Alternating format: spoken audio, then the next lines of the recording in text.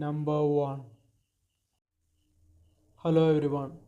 I have to share something chilling that happened to me on the 4th of July. It was supposed to be a night of celebration, but it turned into a nightmare that I will never forget. Here's what happened. Last night, my friends and I decided to watch the fireworks from a different spot, a quiet hillside overlooking the city few minutes from our homes. The view was breathtaking as the sun dipped below the horizon, painting the sky in a shades of orange and purple. As the first firework burst into the sky, we cheered and clapped like everyone else. It was a perfect summer night, with the smell of barbecue and the sound of laughter filling the air. But then, as the show reached its peak, something strange caught my eye. A shadow moved in the trees at the edge of the hill, a silhouette that didn't quite belong. I squinted, trying to make out what it was. Maybe just a trick of the lights, I thought. But then the shadow moved again, more distinct this time, like a person standing perfectly still. I nudged my friend, Sam, and whispered, "Do you see that?" He followed my gaze and frowned. "Yeah, what is that, dude?" We watched in silence as the shadow shifted, as if it were watching us back. The fireworks continued to explode overhead, but my attention was fixed on the figure that's standing behind the trees. "Should we go and check?" Sam asked nervously. I hesitated, but curiosity got the better of me. "Yeah, let's go see what's behind the trees." Leaving our other friends behind, we made our way cautiously. The shadows grew deeper as we approached, and a chill ran down my spine. "Hello?" Sam called out nervously. "Is someone there?" He continued to speak, but there was no response, just the distant cheers of the crowd and the crackling of fireworks. Then suddenly, the shadow moved very fast, darting deeper into the woods. Without thinking, we followed, stumbling over roots and fallen branches in the dim light. As we ventured deeper into the forest, the sound of celebration faded behind us. The air grew cooler, and the trees closed in around us like fingers closing around our throats. "We should go back," Sam said, his voice barely audible. He was so scared. So am I. But I couldn't shake that feeling that we weren't meant to find whatever or whoever was out there. The shadow continued to elude us, slipping through underneath of the bush like smoke. Finally, we reached a small clearing. Moonlight filtered through the trees, casting an eerie shadow on the ground. And there, in the center of the clearing, was the figure we had been chasing. It was a woman, dressed in tattered clothes that hung loosely from her thin frame. Her hair was wild and tangled. Her eyes gleamed in the darkness. "Are you okay?" I asked cautiously, taking a step forward. She didn't reply, just stared at us with an intensity that sent shivers. Sam grabbed my arm, his finger digging into my skin. "We should go," he urged, his voice trembling. But before we could retreat, the woman finally spoke, a low, whispering sound that sent chills through the air. "They are coming," she rasped, her eyes darting nervously around the clearing. "Who's coming?" I asked, my heart pounding in my chest like never before. But the woman didn't answer. Instead, she turned and disappeared into the darkness, leaving us alone in the clearing with our thoughts and a lot of unanswered questions. Sam and I exchanged nervous glances. "We need to get out here," Sam said firmly. We turned to leave, But as we did, I got a glimpse of something in the shadows, a pair of glowing eyes staring at us from the edge of the trees. Sam, I whispered, grabbing his arm, do you see that? He looked over his shoulder and gasped, we have to go, now. We ran as fast as we could, stumbling and tripping all over the roots and rocks. The sound of our footsteps echoing through the woods, followed closely by something else, a low, menacing growl that seemed to come from all directions at once. I glanced behind us and saw the eyes moving closer and closer, their glow brightening in the darkness. Whatever it was gaining on us. Faster, Sam yelled, his voice filled with panic. Finally, we burst through the trees onto the hillside. The lights of the city spread out below us. The fireworks continued to explode overhead, but all I could think about the creature, whatever it was, had been chasing us. We didn't stop running until we reached our friends who were waiting anxiously near the edge of the hill. What happened? One of them asked, concerning filling their faces. I tried to catch my breath, my heart still racing.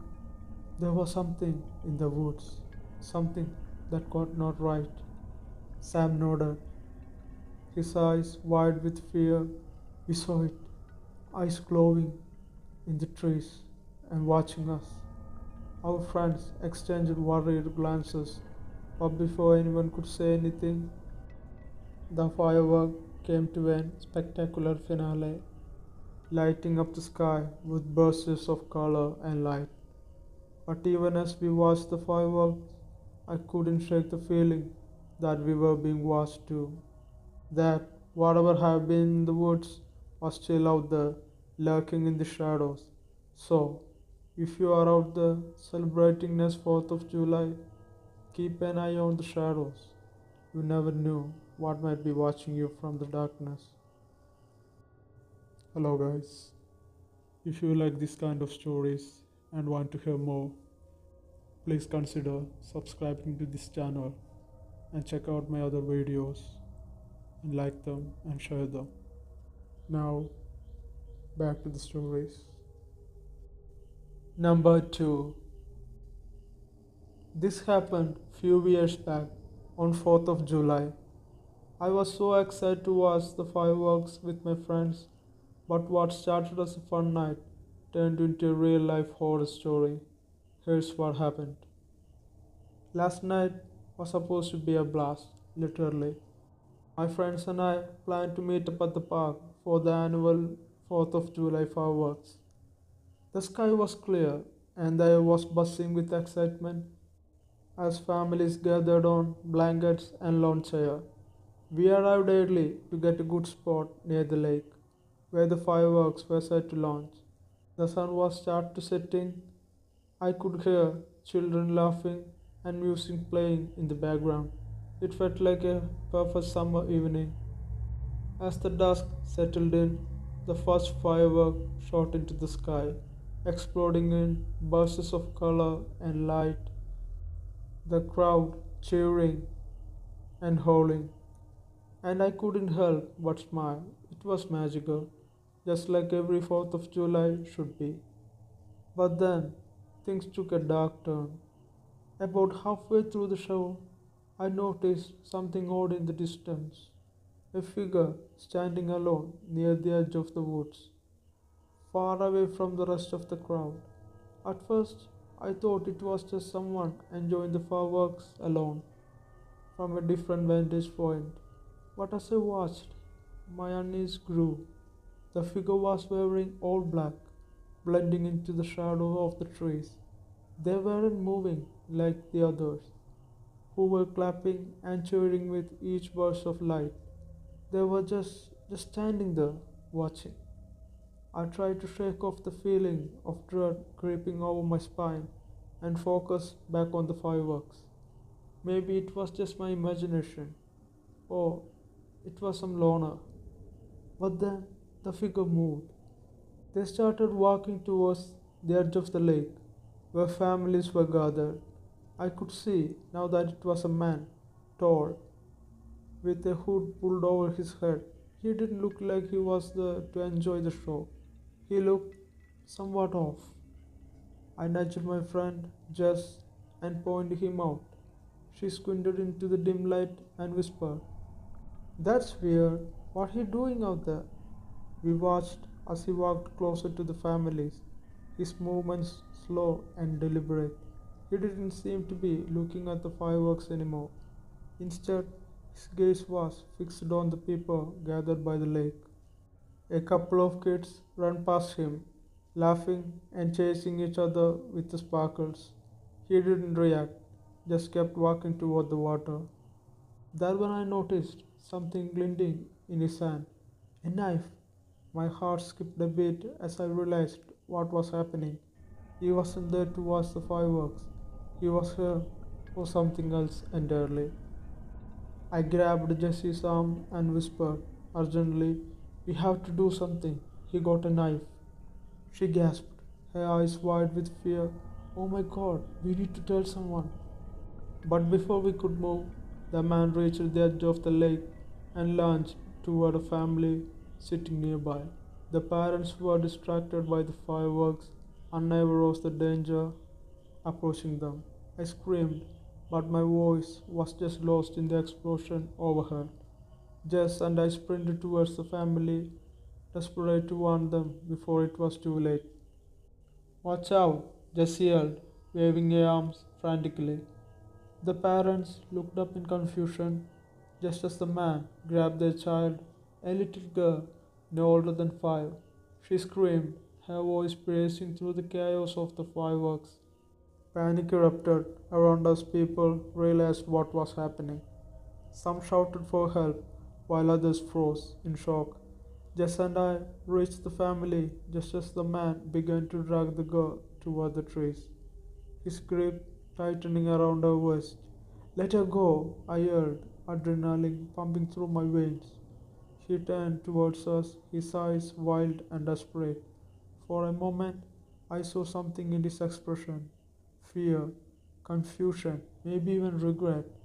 But then he tightened his hold on the girl and took a step back, disappearing into the darkness of the woods. Without thinking, Jess and I chased after him, our hearts pounding in our chests. We couldn't let him get away with that little girl, not on the 4th of July, not never. The woods were dark and dense, the trees casting long shadows in the moonlight. Twigs snapped under our feet as we ran deeper into the forest, following the faint sound of the girl's cry. "Over there," Jessie pointed ahead, where the flicker of movement caught my eye. We pushed through a thickest of bushes and stumbled into a clearing. There, under the canopy of trees, we found the man kneeling beside the girl. She was sobbing uncontrollably, her hand wrapped around her knees. "Please," the man pleaded, his voice shaking. I didn't mean to." Jess and I exchanged a look, unsure of what to do next. The man wasn't armed anymore, and he seemed more scared than dangerous. But he had still tried to take the girl with him, and we couldn't forget that. "Stay back," Jess whispered to me, inching closer to the man. "Hey," she said softly, "it's going to be okay. Just stay right there." The man nodded, his hands trembling as he held them in surrender. "I didn't mean to hurt her. I just need." "Why?" I blurted out, unable to hold back my anger. "Why would you do something like that?" He looked at me, tears streaming down his face. "I don't know. I am sorry. I am so sorry." Police sirens wailed in the distance, getting closer and closer with each passing second. Jess and I kept the man in the sight until they arrived, their flashlights cutting through the darkness. They took him away in handcuffs, still sobbing and mumbling apologies. The little girl was reunited with her parents, who held her tightly and whispered soothing words into her. As we walked away back to the park, the fireworks continued to light up, but the magic was gone. The celebration felt hollow, tainted by what had just happened. This 4th of July taught me that even in moments of joy and celebrations, darkness can find its way in.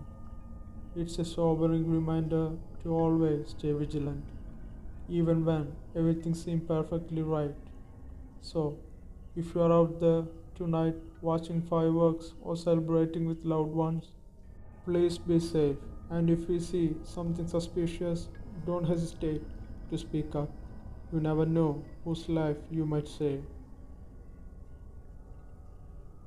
Hope you guys like this video. If you did, please consider subscribing to the channel and like the videos and share it. And if you like this kind of videos, please check out the channel for more videos. And also, if you have any suggestions or any improvements I need to make in this channel, please post them in the comment section. And if you have any real life encounters, scary stories that you want me to narrate in this channel, feel free to send them too. Till next time, Malayali Wendigo, bye.